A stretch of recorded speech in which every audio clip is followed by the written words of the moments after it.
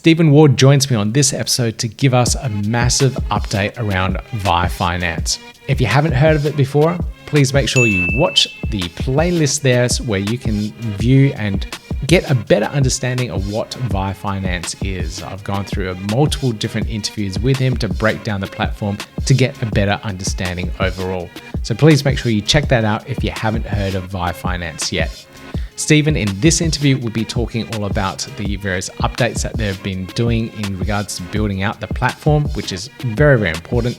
Their overseers who are watching every little bit of code that they're doing, and their auditors that are going through their code at the end, and also some new developments around their NFT staking, where you can stake the VyFi Purple NFT, their gold NFT, and a brand new one that is coming out soon. So make sure you listen to this episode to find out more details about this particular new NFT that you could possibly get and stake to their platform to earn different various tokens. Yep, that's right. Stake an NFT and then you earn some more stuff. Or you can sell it. Take your pick, whatever you want. You'll find out more about that in this particular episode coming right up. Oh, and if you listen right to the end, we have a particular NFT giveaway. We're giving out one of those purple NFTs, details at the end of this video. Now, if you like this particular type of content, please make sure you give us that thumbs up, click subscribe, click on the notification bell, and you hear more really great Cardano related content from me soon. Let's get into this interview. Yeah, gotta do it like that. You've been listening to the Learn Cardano podcast. Stephen, welcome back to the podcast. Thanks so much for having me, Pete. I'm looking forward to it. First off, I'd like to know, what were you doing through the States? You were traveling around from place to place. I saw you at the Miami Crypto Conference.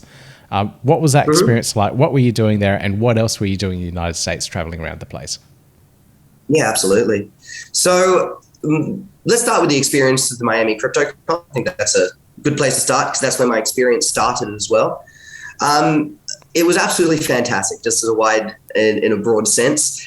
As an Australian, and as you know, we've sort of been locked down for an extended period. It was really nice to finally be able to go meet people working in the industry, you know, trying to solve and achieve the same sort of goals that we're trying to reach and achieve, and who are also dealing with similar problems to what we're dealing with.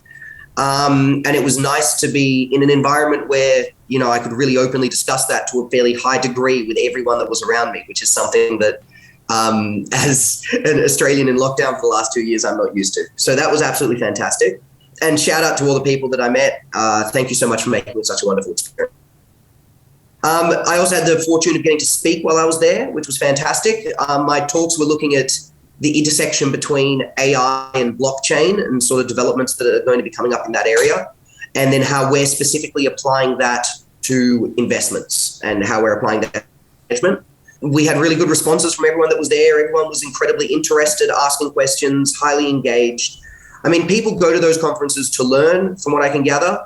And, you know, everyone most advantage of that. Have you been to these conferences before? No. I've only attended virtually, and it's nothing like actually attending in person. What was the crowd's reaction like to learn that VyFinance was building on Cardano? Look, it's really interesting. I'd say that we had two reactions at the first was the reaction from other projects, and then there was the reaction from the public. The reaction from the public was very much, we don't quite understand the difficulties of building on Cardano, but we've heard of it and we've got a predisposed opinion to Cardano. So my opinion of your building is based on my predisposed opinion on Cardano, right? That we were building on Cardano. If they didn't like Cardano, they looked at us and like, well, why would you build on a real chain? Okay, fair enough. There's not really a whole heap to do about that. Yep. On the other hand, the other projects, the projects that were around us were really, really big fans on Cardano as a concept, because they were aware of the difficulties involved, but they were all aware of the risk reward involved in it, right? Yeah. So you put in the risk, you put in the time, the effort, you don't 100% know that it's going to work out, but if it does, there's the golden carrot. And other people working in this industry have some kind of respect for that, right? So they all sort of understood and could really sort of liked the technology that we were building in that sense as well, because they found it interesting. I would even say to a certain degree, we're a bit of a project. All the other projects were very big fans of our work.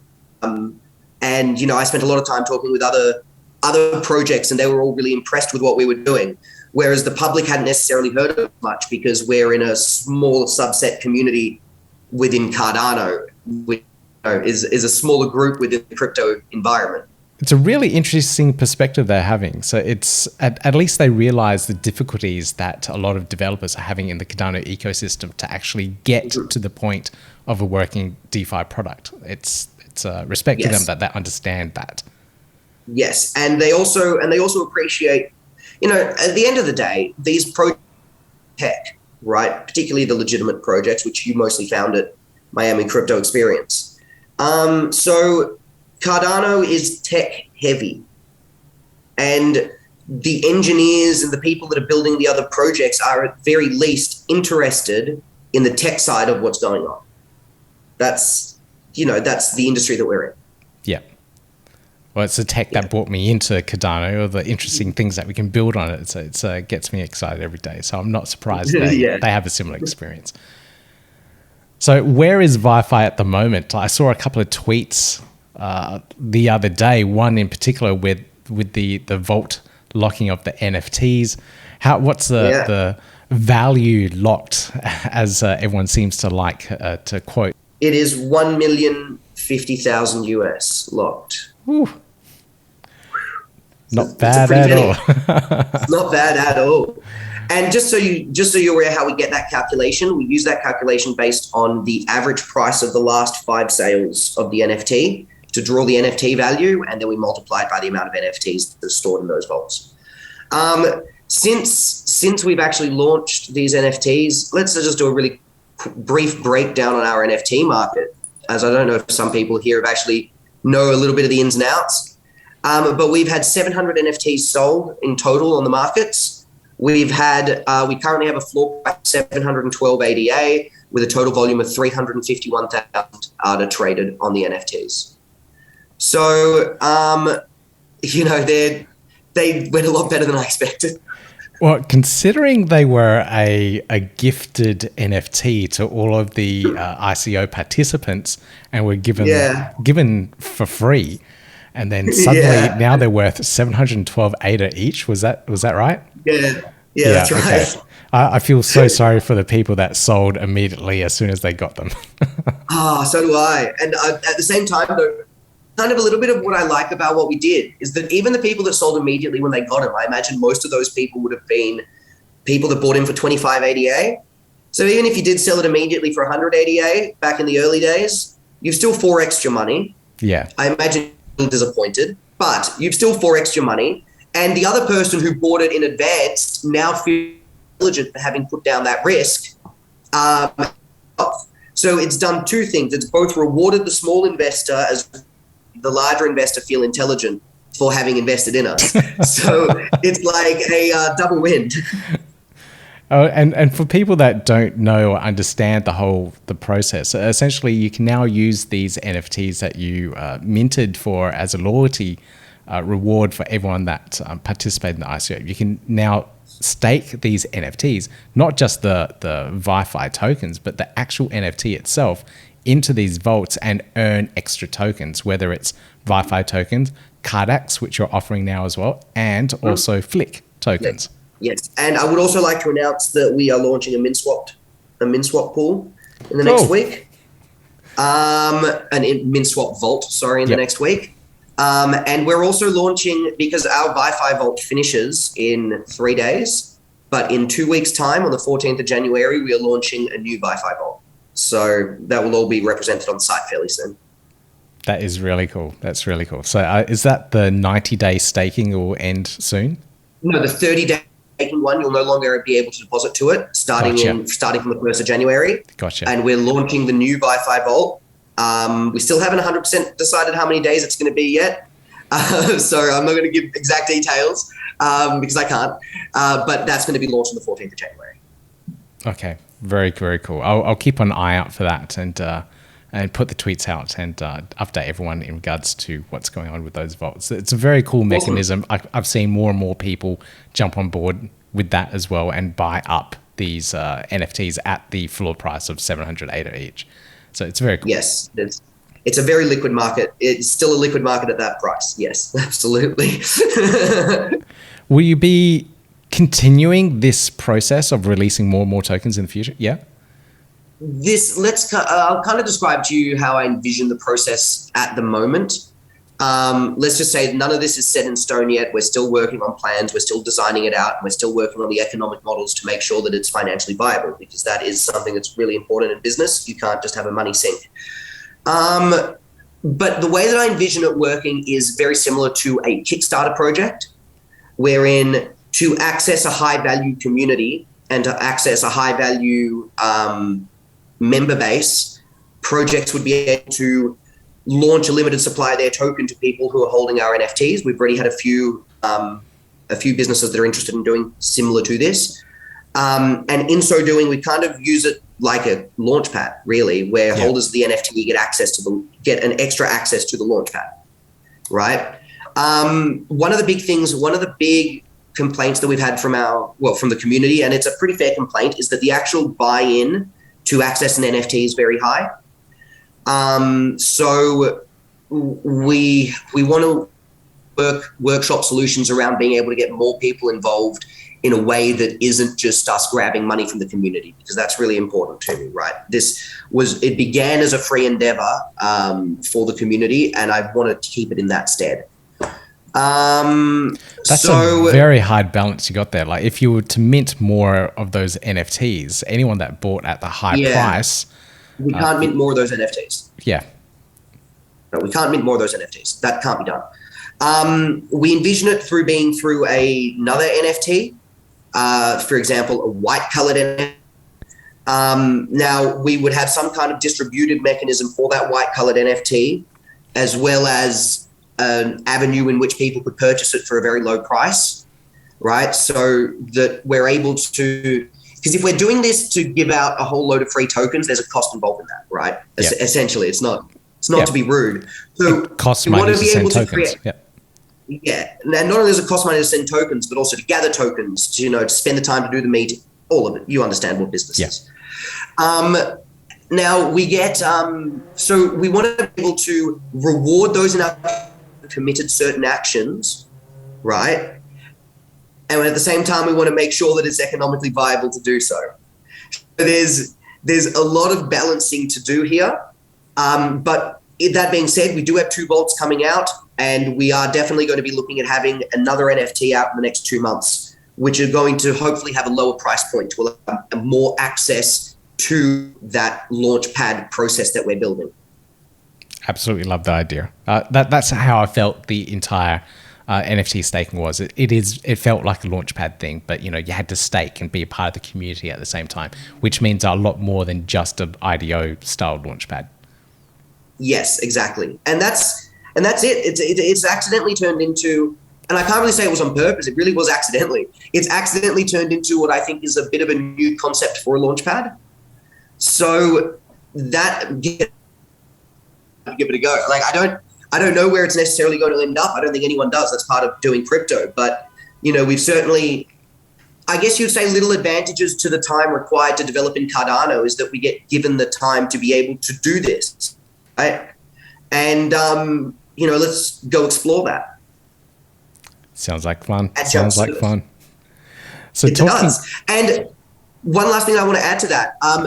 We are going to add what are they called, royalty tokens soon. So there's going to be a royalty on the sale that's made of our NFTs, but that royalty, so that's going to be going to our VyBar. So that means the income from the royalties are going to be going to purchase VyFi, and then that VyFi is going to be distributed to the holders of VyFi at the bar. So what this has actually done is twofold. Not only does it give us a fun avenue to go down, but it also gives us an extra buying pressure for VyFi token at our bar, which is generated from a real income, which is the sale of an actual product. So I think that that's also going to be world first, as far as I'm aware, where we're actually using proceeds from an NFT to bolster the value of a token and distribute that to the token holders. So that's also incredibly exciting. Very cool. I think you're doing a couple of world first things here. So, you know, this is it's definitely a project to get behind and watch. I've loved, you know, from the very first interview with you and Jack and, you know, stepping through the last, 6 months or so, it's been great to see the project evolve and these little tiny things like an NFT vault just appear out of nowhere and really, you know, take the community by storm. So it's been really cool. Thank you. Thank you. So in terms of the actual project development and progress so far, how are things going? Like amazing. That's also going at the theme. Okay, so we are hoping to start the token swap by tomorrow. I would imagine that by the time this video is published, we're already doing the token swap. Okay. On testnet, I'm assuming? No. We're swapping everyone's tokens for decimal VyFi. Oh, right. Okay. Yep. Yeah, not token swaps. The token swap. The token swap is referring to swapping VyFi for the new VyFi, right? The one that many other projects are still being conspicuously quiet about. So, okay. I think they're waiting to see a project do it first. And then they're all going to be like, okay, we can do it. It's fine. Everyone, we got token swaps to do. So we'll find out. And then once we've got that token swap done, so we want to get that probably 80 to 90% completed, which we're hoping will be done within 24 to 48 hours. And then from there, sort of by the beginning of next week, we want to have token staking.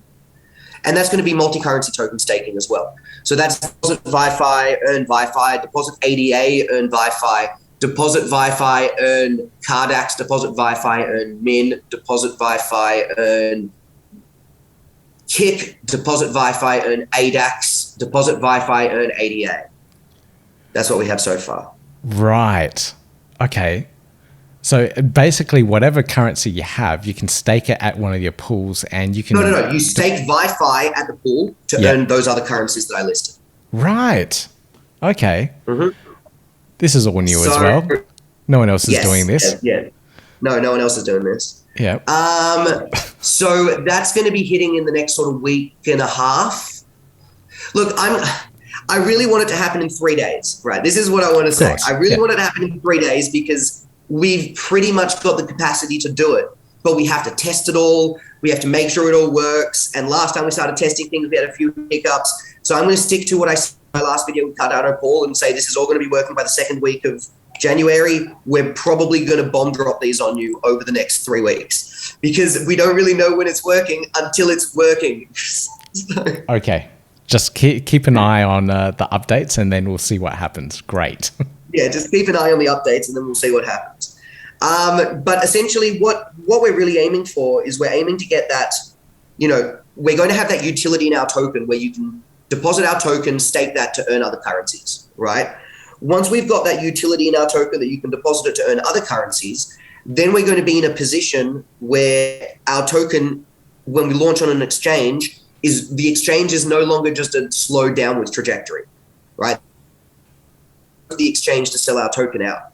The exchange to become, I go to the exchange to buy the token because I want to send it out and I want to farm with it. Yeah. So once we have that token staking up, I feel like we've met our promise to our community, which was to give our token a function before we launch on centralized exchanges, right? So ADAX are doing a dedicated CNT exchange. So we're going to be launching on the ADAX dedicated CNT exchange a week or so after we've done the staking. But we're looking at as well to find, bigger and more established exchanges. We do want to support other Cardano projects. And we do also believe in having an exchange that's dedicated to Cardano. We have a lot of issues as Cardano native tokens, as I'm sure you're aware, working in this blockchain. Yeah. To have a group that's dedicated to work with you with the issues that we face as a token is great. And then to launch in other places, we've now got utility to our token. This is super exciting. Which is key because that means people won't be just selling those VyFi tokens and trading them on the exchanges. They'll be buying them to stake and farm to farm all those other tokens. What I'm kind of hoping that the NFT goes as a bit of a show. If you go to our data page on the NFT, and maybe you can even show some about on my data page or the pools page. At the moment, we've got 2,000 NFTs total, right? And we've got 1,399 staked. So 1,399 out of 2,000, like I'll get the exact number, but it's 70%. 69.95. It's a slightly funnier number to say. So it's 69.95%, right? That's our current staking percentage, right? Locked percent of asset. Percentage of asset. Whoa, that's a mouthful. So we can get a similar percentage of locked asset with VyFi, and we can hit a percentage of 70%. That would be shocking, right? I'm aiming for a percentage locked of 40%. That would be incredible if we can reach 40%. But if we could reach a locked of 70%, that means that the actual VyFi on the market would be somewhere around 2 million tokens on the market. Whew. Right? So that means the price of VyFi could be, who knows? If we manage, even if we get a more realistic, which I think will be 30%, right? That means that we get 30% of VyFi off a supply. Yeah, which is a huge number. Like you look at Cardano is 70% being staked at the moment, and ADAX is also having their staking on their pools on their exchange as well. I don't know what their percentage stake there as well, but it's, I'm assuming that it has a high contribution to their value at the moment as well. Oh, absolutely, because it just means that there's amounts that people won't sell, essentially. Yeah. And where we're really excited is by offering that multi-token staking, is that even if you're like, I have 4,000 VyFi, I feel like I've got enough VyFi and I don't want to risk just putting it in a staking pool and earning more VyFi. That doesn't feel cost effective to me. You're going to have other options there. You're going to have Cardax. You're going to have MinSwap. You're going to have other options that you'll be able to say, hey, we want to be able to, instead of just earning VyFi, maybe earn this other token. So it actually means that our token will act as a bridge to access risk across other Cardano native tokens. And that's going to be something new to the Cardano ecosystem as of this time. I'm excited for this. Yeah, I'm excited as well. Thank you. So in terms of the actual, like everyone's after a DEX at the moment, and you also have those aspects of liquidity pools and stuff. I saw a demo a little while ago from the Imagine AI team demoing it on command line level. How is that part of the development of the project going? That's part of the project is going in 3 separate facets because we're a bit more of a complex DEX, right? Yeah. We've got swaps, of course. We've had swaps for 3.5, 4 months now. We've had a concurrency solution for 2 months now. So, yes, in terms of the Haskell, it's essentially done. The bar is pretty similar, in a pretty similar boat, right? Like that's the distributed mechanism that automatically withholds fees from the swap, and then the system that allows us to convert the fees that are withheld into VyFi and deposit it to the bar contract. That's essentially the function of that contract there. We've also got that pretty much complete. And then the last one is pools on a smart contract basis. That's adjustable pools. So what we're releasing now, the reason I'm calling it token staking and not token pools is because the pools that we're releasing are a static return, right? Essentially, no matter how much VyFi goes in, each VyFi is worth a specific amount of return per token. And that doesn't adjust based on how much is in there. Where a pool in the classic sense, as you imagine it on Pancake or Uniswap, the more you deposit in, the smaller each individual receives. And the less that's deposited in, the larger it gets. So it's actually got an adjustable APY based on how much is deposited in there. So where token staking is what we're launching next week, not token pools. Token pools we're finding to be one of the more complex contracts, actually. And we still think we've got about 3-4 weeks until we're completely finished with that. So when are we ready to go live on mainnet? Well, 2 things we want to do is audit, at least some perfunctory audit before we go live. And our audit is already looking as if we're going to be doing it late Jan, early February. And that's going to be with Twig. And as for our PAB, Hydra and PAB is is what we need before we can have real mass adoption. And the PAB is there. I don't want to say PAB in that sense. We need the PAB to be working, 100%, not at the level that it's working now. So, I want to say that it's going to be February. I hear other people in the last sort of week that have started saying March. Yep. What we're really focused on doing at VyFi, which is what I think makes us really unique, is that we're avenues to create value for our community and value for our token, regardless of what Cardano is doing around us. And I think that's absolutely brilliant, because instead of just sitting around waiting, like all these other projects are concentrating on their pure solution. So it's the DEX that they're offering. But VyFi had the flexibility of offering all these other things because you made so many more options in how you can actually earn revenue, which is brilliant. Yes. And it's because we had the good fortune. We had the good fortune of having a very good team who are dealing with the PAB issues to a very high degree. Imagine AI, so you're obviously aware of their work. And as a result of that, I myself as a trader have really been able to sit back and focus, okay, if I was trading this token as a trader, what would I want to see? Right? And that's essentially the core fundamental question I've asked myself at all points in time. As a trader, I've seen a project that makes me go, yes, I want to press the buy button. Yeah. And I think it's just one of those little things that 7 years of trading experience has given me a bit of an edge on. 7 years is quite an edge. Yeah. it really does help. It really, really does help. But yeah, those little tiny incentives to get people to buy in and essentially get excited because they can see the actual returns come in and potential returns of what they can get is a huge difference to a lot of the other projects. Yeah, that's exactly what our focus is, right? Because we know that we're fortunate enough to have the technical capacity to do what we need to do. So we're not worried about implementing these other things while sitting there stressing about, are we actually going to be able to do this? No, we've got it mostly done, right? We don't have it up on mainnet yet, and we're not going to be able to get it up on mainnet yet for a while, unfortunately. Yeah. But that means, we can really put this focus into other avenues of income generation. And that's why I think we're so popular with our community, because our community, as you say, our community for the most part, our average buy-in was 187 ADA. And now all of them, in theory, hold an NFT worth 700.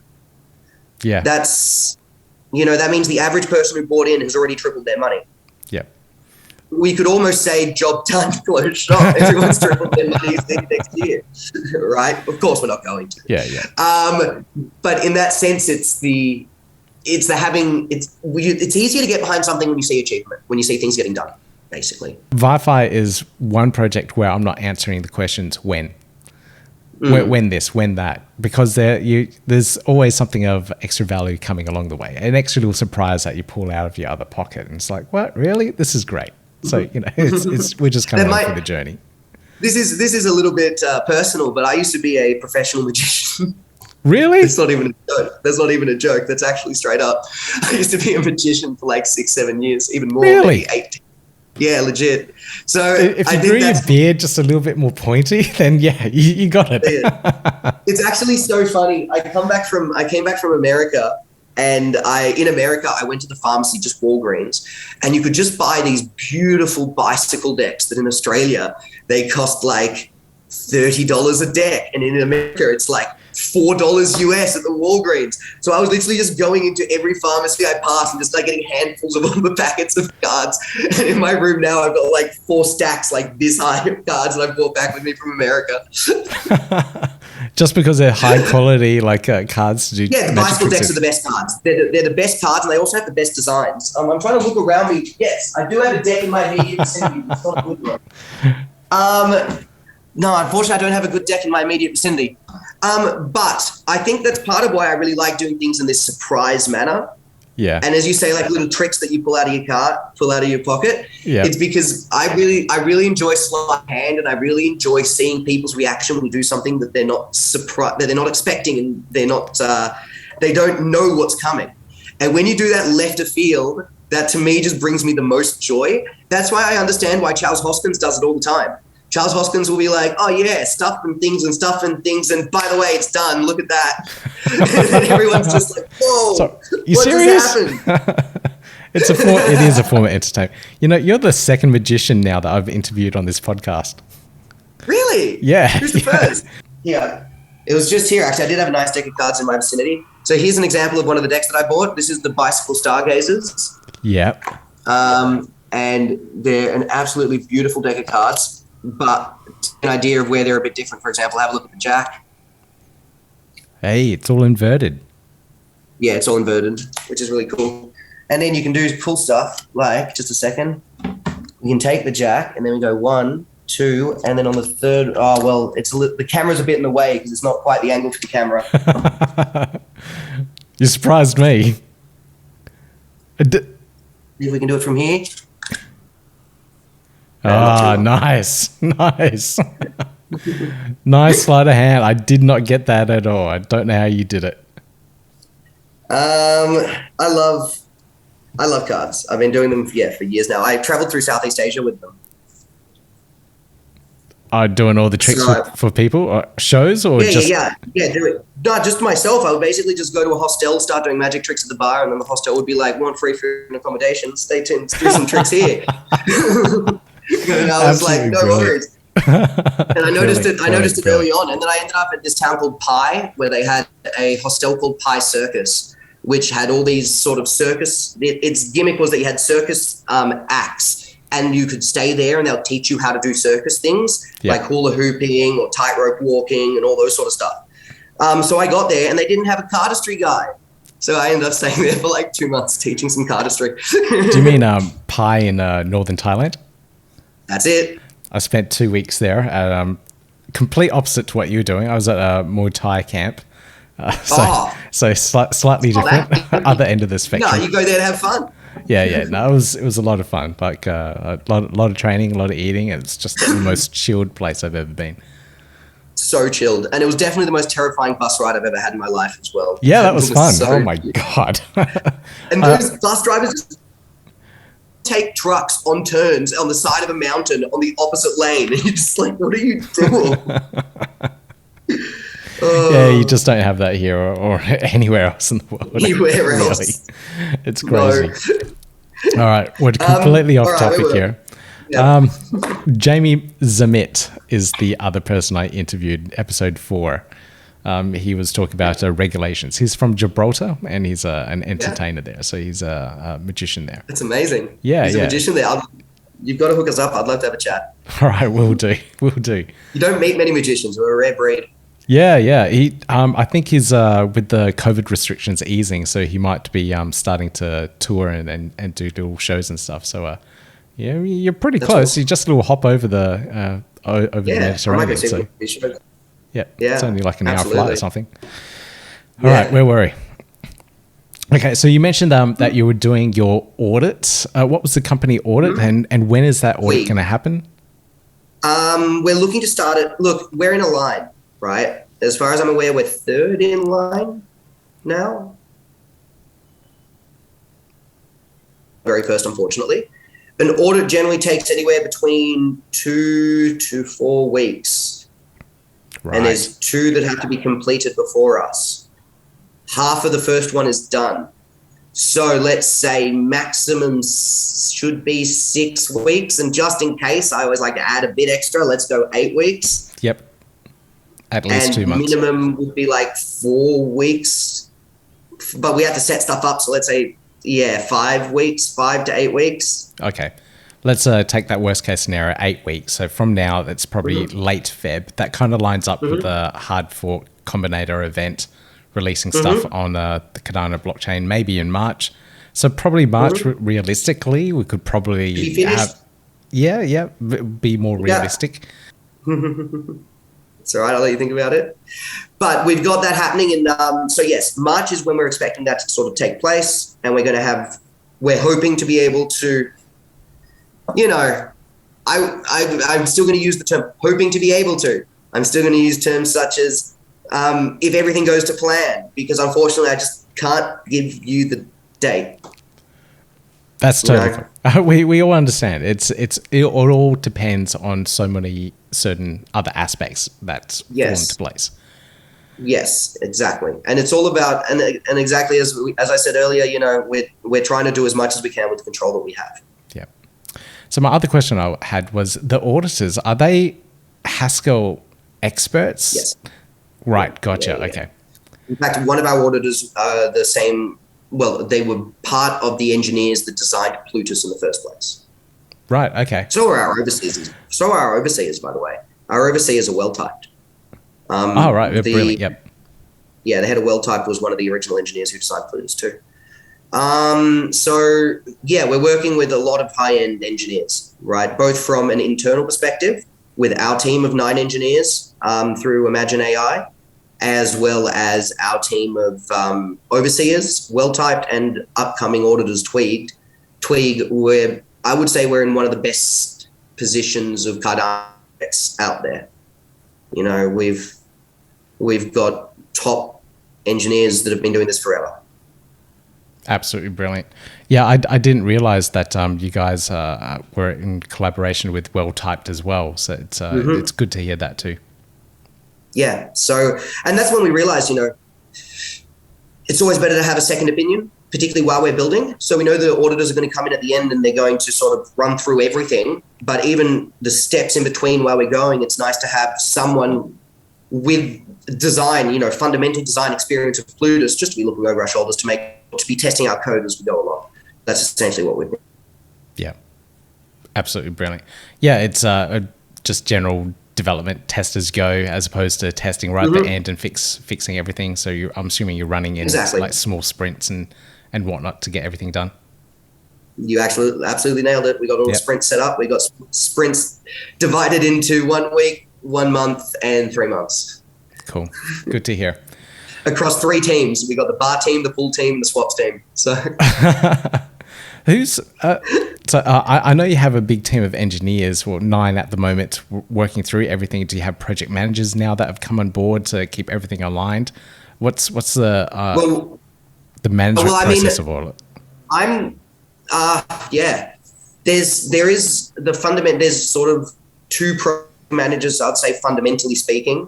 That is, Ryan, who is our head engineer, CTO. I would say he's the one that's principally in charge of the engineers, kind of. And then there is myself, where I sort of do the design that I pass on to the engineers. That make like the larger level design that I pass on to the engineers. So there have been moments where sort of like the engineers are waiting on me to pass them stuff, or I'm waiting on them to finish the last stuff so I can pass it to them. So I would say that also I myself am doing quite a heavy degree of that management as well, because we're working rather closely. So, which is a good thing. You're essentially the product owner, so you need to contribute as much as you can as well. Yeah, and I'm more than that. I'm also a technically minded individual. Like having, I studied physics, I did my maths, I done trading for 7 years. But traders do sort of spend their time working out how to put stuff together and figure things out. We're not idiots. Oh yeah, especially if you're doing well. Like the ones that don't do well. Different case. The ones that are addicted gamblers, maybe. Okay, fair enough. So you've got well-typed as overseers, so that's the partnership there. Now, you've been traveling through Europe, as I've seen through your Twitter account, and you've been meeting up with a lot of other projects as well and forming new partnerships there. What are the details with these partnerships? What are you trying to do forming these partnerships? Is it to form more liquidity for these this staking that you're doing? What's the whole story behind the partnerships? Well, it's really interesting now that because we're such a multifaceted project, there's a lot of different avenues that we can sort of look to build value across communities. So I would say a certain part of the trip was trying to identify avenues in which we could bolster the NFT vaults, right? How are we able to get more value into those NFT vaults, and how are we able to create a stream of tokens without it fundamentally costing us more money to give than what it costs us to receive. Right? As I was talking about that earlier, in a business, you don't just want money sinks. That's not how businesses work. So I think for the most part, the trip, I met quite a few projects in that direction that were able to give us quite a clear vision as to how we can organize that. And that I'm really happy about. So that I think the trips really allowed me to meet teams that have gotten me a clear vision of building that as a launchpad of some kind, right? Or at least as an adjunct service to a launchpad, right? Wherein you'd have the launchpad using the tokens, then you'd use the NFT to boost to the capacity to the pool, right? Yeah. And then we've also, of course, done more technical things such as work out how we can organize ourselves to list, right? Meet a project like ADAX. I met Dovidas is probably the largest project I met in person. Meet them, go into their offices, see the work that they're doing. There's something important, I think, about that to actually, you hear a lot of things about a lot of projects, to actually go into their office and see them do their work and talk to the people that are doing it and actually look at it behind a computer screen and play with it yourself. That kind of experience is invaluable. I think it's almost more important than talking to someone. Yeah, I've been trying to catch up with Dovidas as well, but the timings and stuff haven't been that great. But fingers crossed, I can get to ask them a few more questions about their project too. You're lucky that you're able to be over there and actually meet all these people and actually engage with them.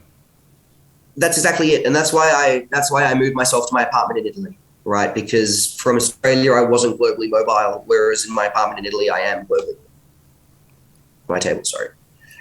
So within that, it became sort of a requirement for me to be able to conduct my work to the best of my capacity, right? Because at the moment, to a certain degree, the most important part of my job is to go out and actually make people aware that VyFi exists, particularly as the person running a project, the designer, the principal salesman. I don't like that term so much, but, it is functionally what you are to a certain degree. Ray Kroc was a salesman, and he sold McDonald's like a king.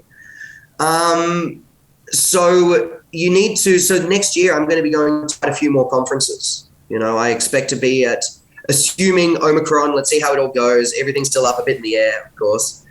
But hopefully I'll be in America in February. I want to go to a conference in Austin and a conference in Fort Lauderdale. And then I'm going to be swinging over to Singapore, where I want to be doing cryptocurrency week in Singapore. Very cool.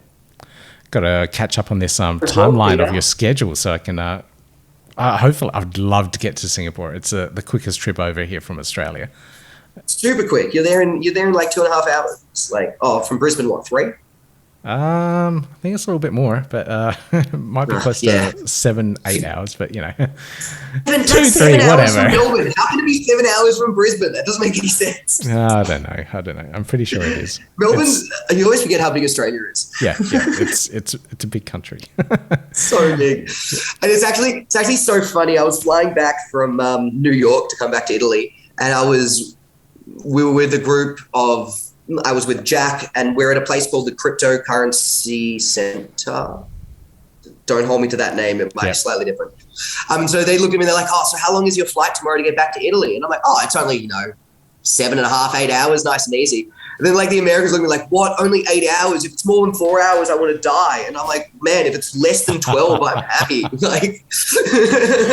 My last trip to Cancun, I think, was a 37-hour round trip door to door. So that was hell. So it was worth it in the end, but far out.